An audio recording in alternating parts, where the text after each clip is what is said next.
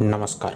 2026 खरीप हंगामातील खतांचे भाव जाहीर झालेले आहेत. 10-26-26 DAP, युरिया, त्याचबरोबर आपण पाहाल तर 12-32-16 अशा प्रकारच्या खतांचे अधिकृत भाव कसे आहेत, दर वाढले की कमी झाले, खत खरेदीपूर्वी हा व्हिडिओ आपण नक्की बघा.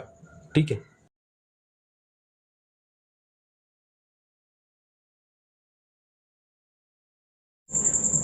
मित्रांनो, खरीप हंगामाला सुरुवात होते, तर मग या हंगामामध्ये खतांचे दर कसे असणार आहेत, दर वाढले की कमी झाले, आपल्या कोणत्या पिकांसाठी कशा प्रमाणात दर असणार आहेत, सर्व पॉईंट टू पॉईंट या व्हिडिओमध्ये समजणार आहे. चॅनेल सबस्क्राईब करून ठेवा.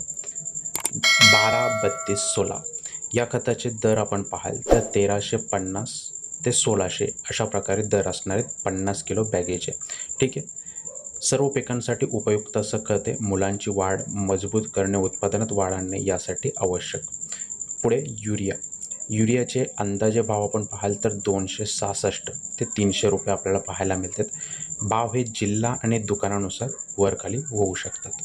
पुढे DAPच्या 50 किलोच्या बॅगेसाठी अंदाजित दर 1350 ते 1550 अशा प्रकारचे आपल्याला पाहायला मिळत आहेत. पुढे 20-20-13साठी आपण पाहाल तर दर काय आहेत, 1200 ते 1450 50 केजीच्या बॅगसाठी दर पाहायला मिळतात. संतुलित पोषण देते, मुलांची वाढ मजबूत करण्यासाठी हे खत उपयुक्त आपल्याला पाहायला मिळत आहे. पुढे 10-26-26 या NPK खतासाठी आपण पाहाल तर 1450 ते 1700 असे 50 केजी बॅगची किंमत आपल्याला पाहायला मिळत आहे.